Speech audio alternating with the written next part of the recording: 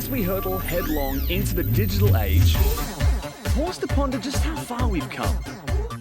The 80s generation had no .com, no digital. The future they imagined has been transformed by a technology revolution. My, how we've changed. Welcome to a short history of the modern world, charting the good and bad of a quarter century of innovation. This is Stop Rewind.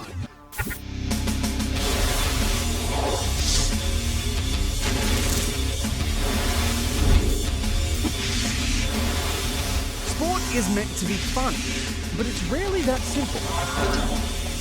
Over the past 25 years, the simple act of taking time out has gone from kicking a ball to jumping off cliffs, flying through the air, and getting wiped out hard.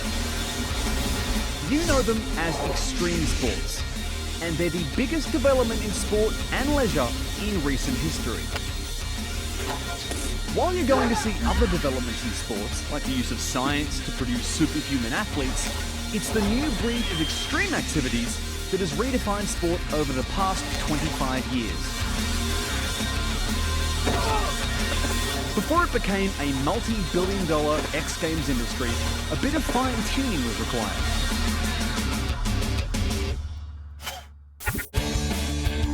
Back in 1988, this was the cutting edge of extreme sports technology, the skate wing. The extra set of wheels allow you to make swooping turns at slower speed. And of course the handles here are to grip onto for grim death if you make any miscalculations with your balance. Designed with safety in mind, it still lacked the one vital ingredient every parent would have loved.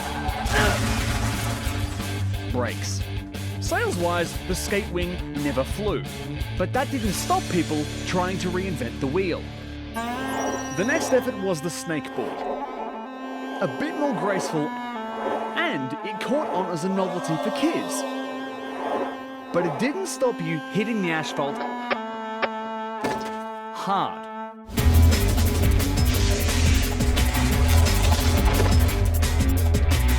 So how do you get the adrenaline kick and survive? You make what you land on a little softer. Enter the off-road board. Clearly, dirt and grass hurt a whole lot less than cement. The experts here tell me the board is more stable, which of course gives greater safety. By 1995, the X Games had started, with cash and glory going to the gutsiest riders. Safety took a backseat to adrenaline. So some extreme dudes took the off-road board and stepped it up a notch. Enter the mountain board. Invented in Boulder, Colorado, it was designed to take on any terrain.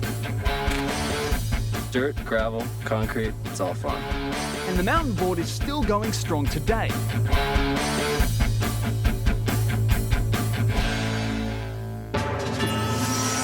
And hell, if you wanted to go bigger and faster, you could put a handle on the thing and carve up the dunes all day. This is the GoPed Trail Ripper. It's not only fun, but a very clever piece of engineering. It takes a 4-horsepower engine, matches it with disc brakes front and rear, and adds in adjustable suspension on a swing arm. It makes for an all-terrain fun machine that flies along at 50 kilometers an hour. It's the latest thing in extreme sports mashups, and the endpoint of over 20 years of technology, innovation, and copious gravel rash. But the GoPed was just one development in the extreme sports revolution of the past 20 years. Back in the 1980s, rollerblades were created, giving an opportunity to get physical.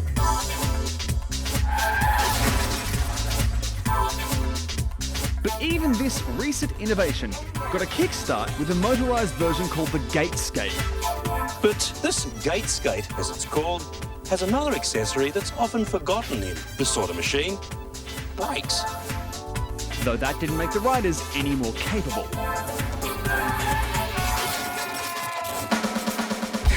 Extreme sports are really all about the danger. It's the one element that has defined this new family of sports. And no other part of extreme sports is more dangerous than getting air. Big, sweaty air. One of the first attempts to take sport higher was a simple combination of ski and hang glider. It was really just a smoother way to get airborne in the snow than a totally new sport. At least it looked cool. Unlike this attempt at a sail-powered bicycle, perhaps the most unusual stunt in the history of extreme sports, and that is a big call. Putting it on rollerblades wasn't the marketing stroke of genius that was going to make it the next big thing. I guess if you had to, you could fold up the sail and turn it into a stylish tent. Next, meet Skyter, a kite strong enough to lift a person. Exciting, even a little dangerous, but not a giant leap for mankind. But when these more powerful kites were mated with things that could move, well, now we're cooking with gas. This is power kiting, and these machines can scoot along at 100 kilometers an hour.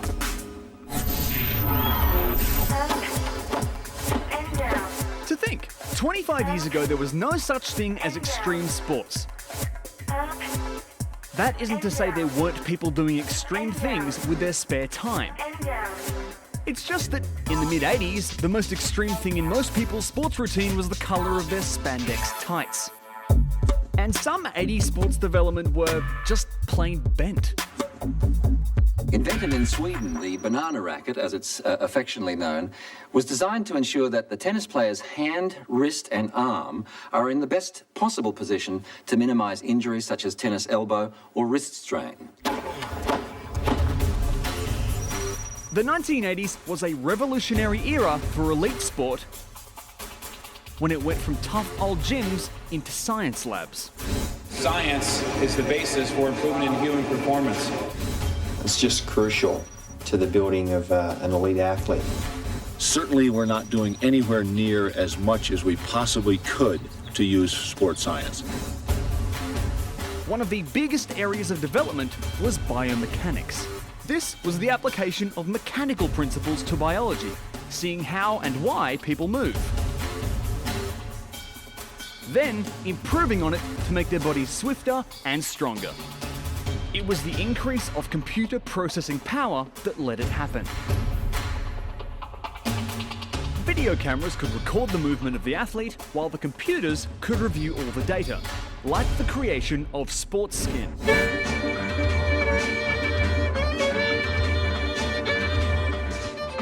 Well, I may look like an extra from a Woody Allen movie. I certainly wouldn't make Chariots of Fire. But maybe in the not too distant future, competitive runners will be wearing this sort of suit. And this came true, with sports skins now common in athletics and swimming. Running shoes went from the old leather and rubber construction to high-tech machines designed for maximum speed. What those athletes will be wearing will be shoes that look like this. Futuristic designs, full of Freon gas in the sole, and with an outer cover that's more like an extra skin than a normal shoe. In fact, it's more like a little sports car than a sports shoe. Even traditional sports that used to rely on sheer guts got a second wind from scientific testing. A whole lot of wind, 110 kilometers an hour of it, in an industrial wind tunnel. This one helped the American ski team win gold at the 1984 Winter Olympics, letting the skiers adjust their stance to find the most aerodynamic position for their speed tuck.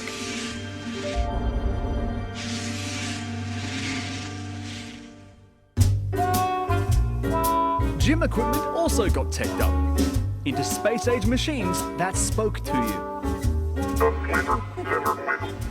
I'm trying. 0 out of 100. I've never been so insulted in all of my life. But you know, the one good thing about these machines is that there's a mute button. And here's another product of Silicon Chip meets Grunt. It's Robert, the German boxing robot. That's him on the left.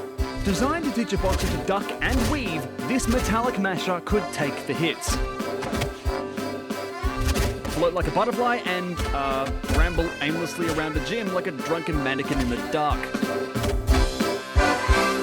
On the other side of the Atlantic, shadowboxing was going high-tech in Queens, New York.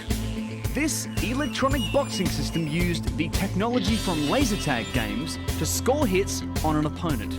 The lasers on the gloves would be directed via well-aimed punches at detectors on the head and chest of the other boxer.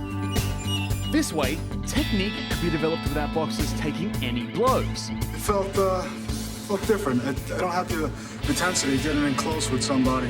I think I could work on my form. I think I could work on my jabs. I think I could work on my defense with this. But the intensity of coming in close with somebody wasn't there.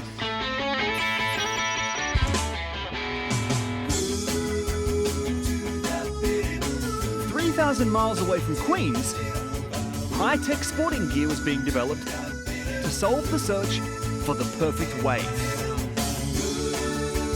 That tide's a little bit too high right now. I gotta wait till it goes down some, because look at how flat it's getting there. It's really mushing out. Weather satellites and GPS systems combined to let surfers know where and when good swell was going to hit. It was a system developed in California known as WaveTrack. It was 90% accurate in forecasting surfing conditions.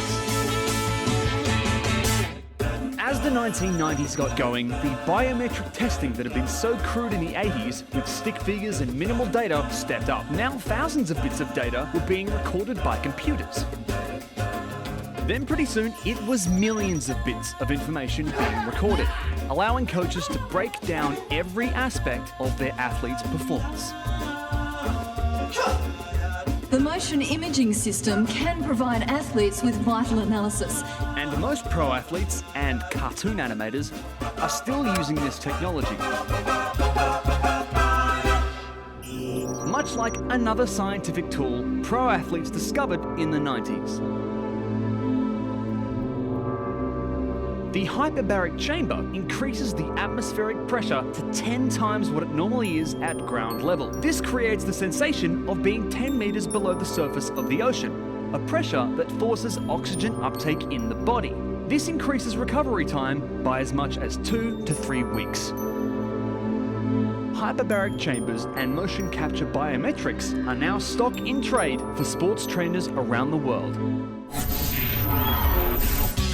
But training can get bogged down worrying about the most facile improvements. Like this chin gym from 1996. What crowds want to see is performance, high-speed performance, and two of the fastest sports of the past 25 years were skiing and surfing. Feel the need for, you guessed it, speed. 25 years ago, skiers were pushing the envelope by racing at speeds in excess of 200 kilometers an hour high up in the European Alps. The racing suit is fashioned from a high-sheen plastic. It's completely airtight, but it's also extremely flimsy, so it offers the racers virtually no protection in the event of a high-speed fall. Some skiers wanted to go even faster. For example, take this invention powered by a ducted fan propeller. Its early runs only got up to 170 kilometers an hour, around 40 kilometers an hour less than the top speeds pro skiers were achieving by just using gravity. Okay, so Wile E. Coyote might appreciate this contraption, but it's yet to take over the slopes. If you didn't have the sheer, mindless courage to race down a hill at Ferrari-like speeds, you could still hit the slopes with a little help from a robotic friend. This Japanese robot coached novice skiers by showing them the correct placement of their skis.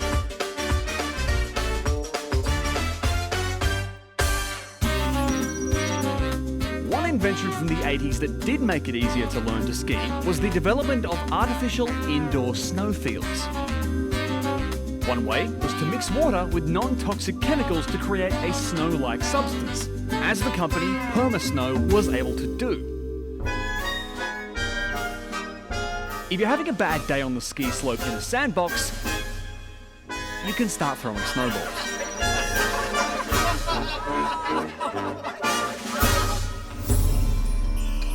Permasnow started being used commercially soon afterwards, but it was overtaken by the complete recreation of alpine environments indoors, like this one in Yokohama, Japan.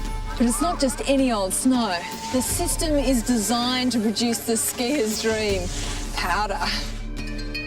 The public loved it, and indoor ski fields have now become common. Perhaps a little less common is the indoor ski simulator built at the Super Gym in New York. This was either the most complex video game of all time or a mild form of torture.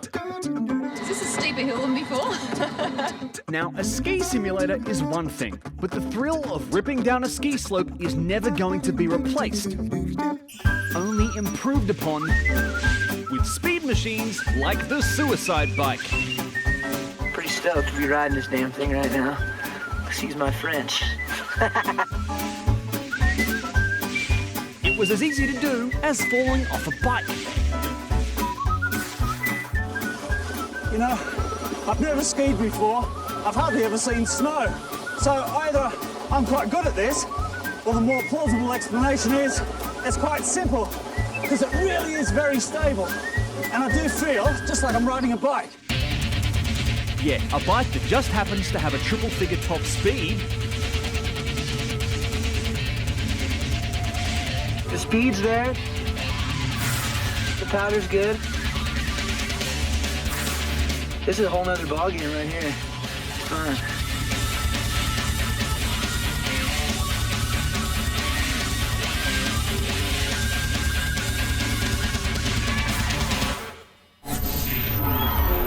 The biggest development in skiing over the past 25 years was the rise and dominance of snowboarding.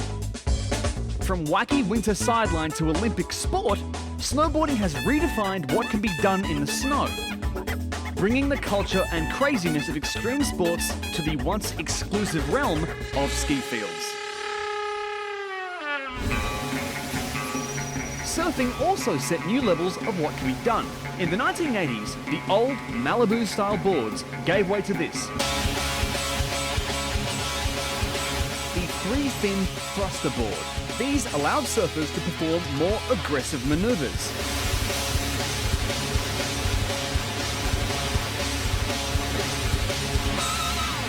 And just like skiing, where you could surf was now controlled by humans, not just Mother Nature. Typhoon Lagoon in Florida created waves by dumping 1.5 million litres of water into the pool every 90 seconds. No longer will you hear the cry here, you should have been here yesterday. The Japanese stepped it up with an indoor wave pool in Yokohama, part of the same complex as the indoor ski slope we mentioned earlier. But a beach made from artificial sand under fluorescent lighting with a Yeti-sized jacuzzi might not give you that free-spirited surfer vibe. So there are a couple of interesting products created to make getting to the beach and staying there a whole lot easier. Like a tent made from your surfboard bag. It's kind of a good idea, but it does beg the question, where are you meant to put your board while you're catching Z's?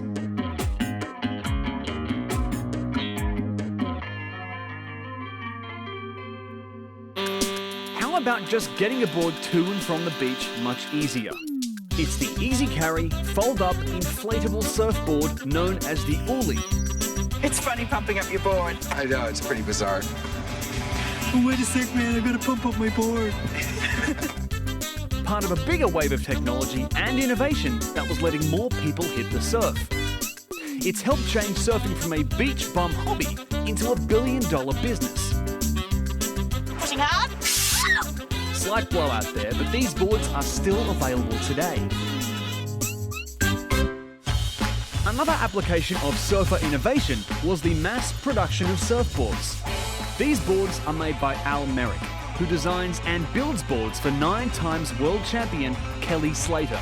And you can buy an exact copy, because Merrick scans in these handcrafted shapes and then uses a computer-driven shaper to carve them out.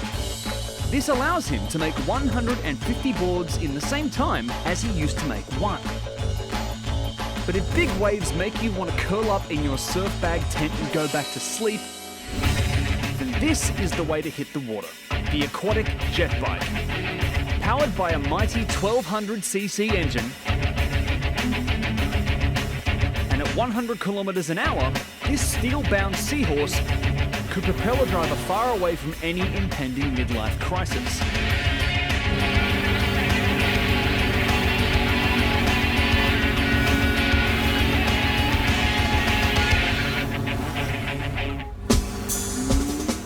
Ten years later, and the Sea-Doo stepped up with a jet ski that could be ridden stand-up style.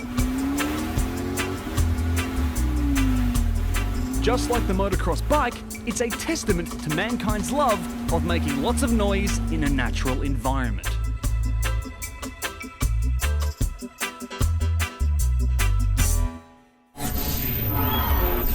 But in every field of endeavour, there are those who look beyond current technology, beyond the boundaries and limitations of other mere mortals.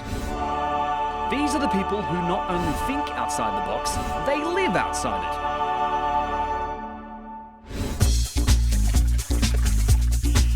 Guys like Californian inventor Dr. Alan Nays, the creator of this, the Water Walker.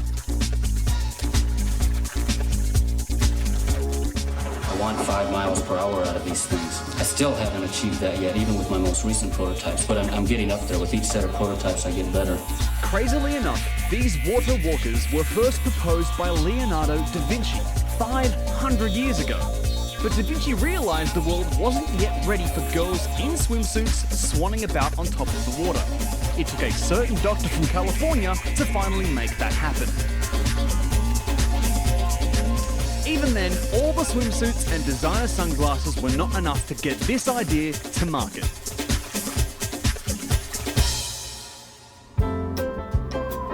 Then, there's perhaps the most teched out piece of sporting equipment to sail out the door of a marketing department. The indoor windsurfer. If you really wanted to take an ordinary outdoor activity and make it excessively artificial, then you better get one of these, a walking machine. It was developed by actual rocket scientists, I'm not kidding, rocket scientists, way back in 1992.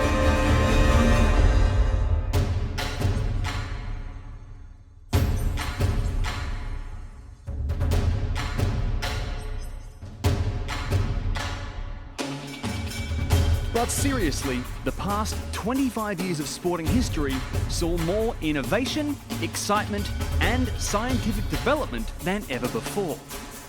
Not only were sports like surfing and snowboarding refined, but whole new families of extreme sports were being created.